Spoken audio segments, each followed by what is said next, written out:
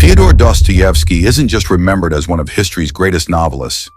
He stands at the intersection of literature, psychology, and philosophy, offering a raw, unfiltered mirror to the soul of modern humanity. His stories don't simply entertain, they interrogate the human condition, dissecting our hidden motives, unconscious delusions, and the unbearable tension between freedom and morality. In a world that prides itself on progress and clarity, Dostoevsky asks the questions we often avoid. Do we really know who we are? What do we truly desire? And what price do we pay for chasing illusions? Long before psychology became a science, Dostoevsky was mapping the contours of the human mind, its fears, its contradictions, and its tragic beauty. Born in 1821 Moscow into a devout Orthodox Christian family, Dostoevsky's early life unfolded on the grounds of a hospital where his father worked as a respected physician. The setting was equal parts scientific and spiritual, facts of illness and death colliding with matters of faith and soul. These early contrasts, subtle as they seemed, would plant the seeds of his future work. But tragedy was never far. His mother died of tuberculosis while Dostoevsky was still a teenager.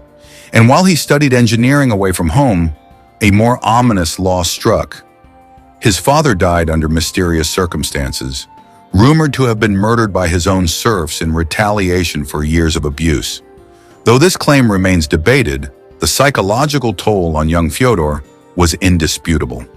Haunted by grief, guilt, and existential questions, Dostoevsky turned inward. He graduated from the Military Engineering Academy but couldn't ignore the gravitational pull of literature. He began translating European works and eventually abandoned his secure engineering post to chase writing full-time. His debut novel, Poor Folk, published in 1846, earned immediate praise and commercial success. Critics hailed it as Russia's first social novel, but success would be fleeting. His following works failed to resonate, and Dostoevsky soon found himself lost, creatively, financially, and spiritually. In desperate times, he was drawn to radical circles, intellectuals who dreamed of utopias and embraced socialist ideologies. In 1849, this allegiance led to his arrest. The state cracked down on dissenters, and Dostoevsky was sentenced to death. On the morning of December 22nd, Dostoevsky stood before a firing squad, guns aimed, the seconds stretching into eternity. But just as the order to fire loomed, a messenger arrived. His sentence was commuted. It was a mock execution, a cruel psychological weapon used by the state. The trauma was complete. What followed was 4 years of forced labor in the frozen wastelands of Siberia. Brutal, dehumanizing, and soul-scouring, but also transformative. He emerged from Siberia in 1860 a changed man, no longer seduced by utopias or political ideologies. His gaze was now inward. He had seen suffering firsthand, and now he wrote not to please, but to unveil, to strip back every pretense, every lie we tell ourselves. Over the next 2 decades, Dostoevsky produced some of the most profound works ever written. Notes from Underground, Crime and Punishment, The Idiot, Demons, and The Brothers Karamazov. These weren't just novels. They were philosophical battlegrounds, psychological autopsies. One of his deepest preoccupations was suffering, not just as a human experience, but as the crucible of self-knowledge. He saw the modern world chasing comfort and perfection, cutting itself off from faith, tradition, and the redemptive power of pain. In a world driven by rationality and technological progress, Dostoevsky asked, what happens when we try to eliminate suffering altogether? What do we lose when we no longer suffer for meaning, but only suffer in silence, numb, disoriented, disconnected? In his novella Notes from Underground, published in 1864, Dostoevsky eviscerates the modern belief in progress as salvation. The narrator, an unnamed ex-civil servant, bitter and reclusive, delivers a scathing monologue on society's illusions. He mocks the idea that human beings can be reduced to rational formulas, or that utopia can be engineered with enough science and goodwill. This underground man doesn't want to be fixed. He wants to be real, even if that means being irrational, even if that means suffering. He challenges everything we assume about ourselves, that we're logical, that we seek happiness, that progress always means betterment. He proposes something darker, but more honest, that we sabotage ourselves on purpose, that freedom includes the freedom to destroy, and that suffering isn't an obstacle, but a portal. To Dostoevsky, the soul isn't saved through perfection, it's forged through fire. His characters wrestle not just with the world, but with their own shadows, with pride, guilt, despair, belief, and doubt. They mirror our own struggles centuries later, and perhaps that's why his words still cut through the noise. They speak from the deepest chambers of the human psyche, where logic ends and the real journey begins. Dostoevsky died in 1881, but his legacy lives on, not as a figure of the past, but as a prophet of a world that still hasn't caught up to him. He saw it all coming, the loneliness, the disconnection, the spiritual drought behind our technological abundance. And he left us not a roadmap, but a mirror. The question is, are we ready to look into it? To Dostoevsky, suffering isn't just a part of life, it is life. It runs through the human condition like blood in our veins. No matter how we shape society, no matter how much material comfort we acquire, we can never outrun it. Suffering simply changes form. It doesn't vanish. In fact, Dostoevsky once wrote, "Man only likes to count his troubles. He doesn't calculate his happiness." To him, this wasn't just an observation, it was a warning. He believed that no system, no technological advancement, no social contract could ever erase our inner turmoil. Utopian dreams, whether driven by rationalism, egoism, or even well-meaning idealism, miss a fundamental truth. That man is not a machine. Strip away mystery, faith, and the irrational core of the soul, and we don't become better. We become dangerous. In Notes from Underground, Dostoevsky presents a nameless narrator, a bitter, alienated man whose life is marked by resentment and self-sabotage. Through this character, he critiques the Enlightenment dream that reason alone can perfect society.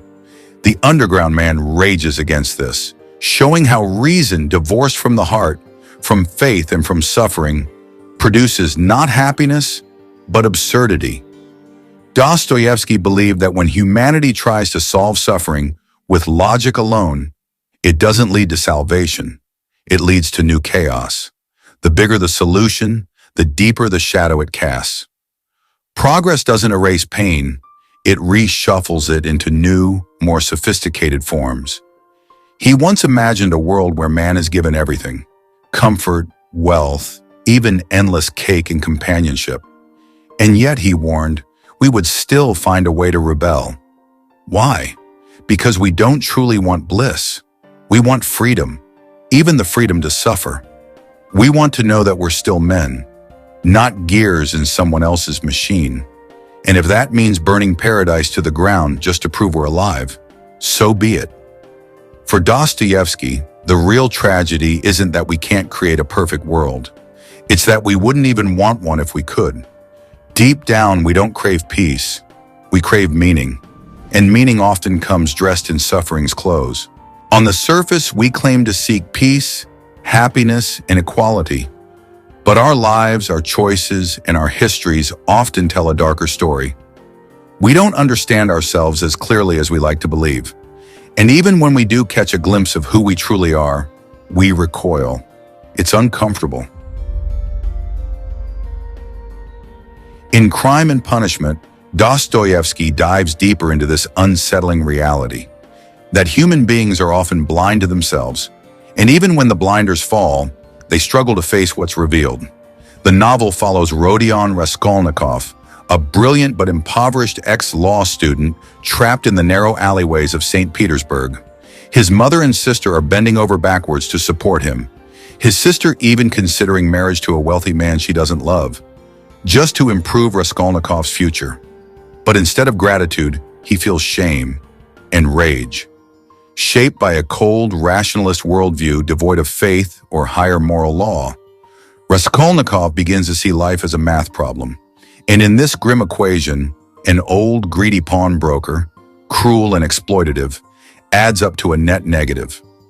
Raskolnikov convinces himself that killing her would not be a crime, but a moral act. With her money, he could lift himself out of poverty, help his family, and eventually do great things for society. He even begins to see himself as an extraordinary man, someone above conventional morality, someone who deserves to bend the rules for a higher cause. In his eyes, great men throughout history broke laws to reshape the world. Why shouldn't he? At the end of Crime and Punishment, Raskolnikov is in prison, not for life, but for 8 years. A man who committed murder. And still, Dostoevsky leaves the door open for redemption. The suggestion is subtle, but powerful. Even the most broken among us may find healing. Through faith, through suffering, through compassion, through facing the darkness within and choosing not to look away. It's this strange glimmer of grace in Dostoevsky's work that keeps it from collapsing into total despair.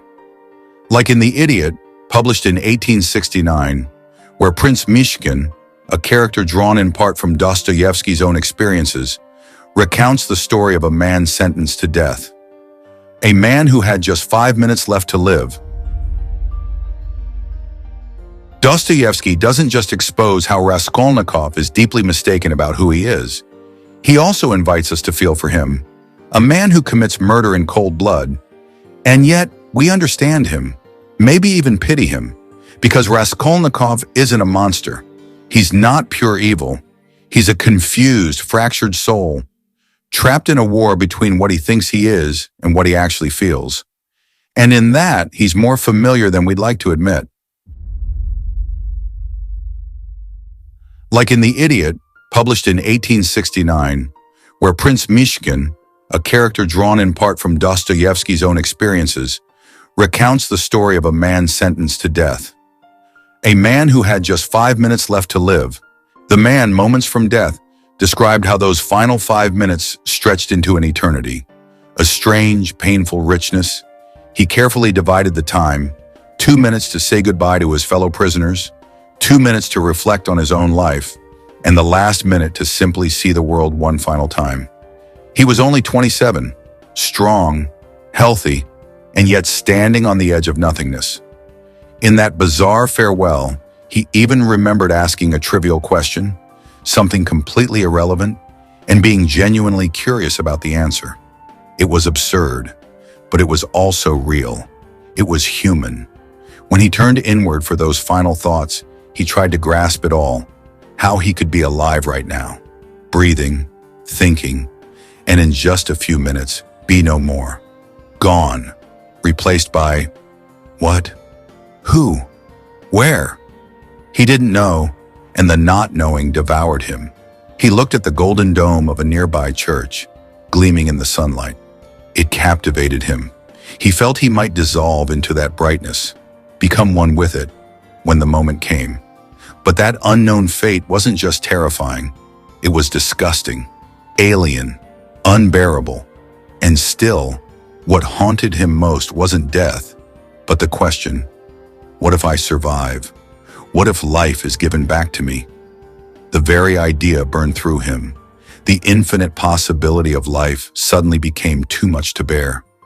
He would treasure every second, never waste a single breath, stretch each moment into a lifetime. But this vision of beauty, of potential, was so overwhelming, it turned into rage. He wanted them to pull the trigger, just end it. And in that moment, Dostoevsky captures something devastating and undeniable. That life, in all its confusion and sorrow, is also unspeakably precious. That most of us only see its beauty when we're about to lose it forever. Through this story, drawn almost directly from his own near execution, Dostoevsky isn't simply writing about death, he's confronting us with life itself. its weight, its ache, its wild, uncontainable value. Whether we share his beliefs or not, his words echo a timeless truth. Life is worth noticing, deeply and painfully, while we still have the chance. So maybe Dostoevsky wasn't just writing novels. Maybe he was holding up a cracked mirror. One that doesn't show us how to be perfect or powerful or free from guilt, but one that dares us to see ourselves clearly, to admit that we are walking contradictions, selfish and compassionate, rational and absurd, capable of cruelty and aching with empathy. He reminds us that suffering isn't a glitch in the system, it is the system. And yet, through that suffering, something unexplainable still flickers. The chance for redemption. The quiet possibility that, even after we fall, especially after we fall, we can choose to rise. Not as saints, but as people who, having seen the worst in themselves, decide to live anyway. That in the end might be the most human thing of all.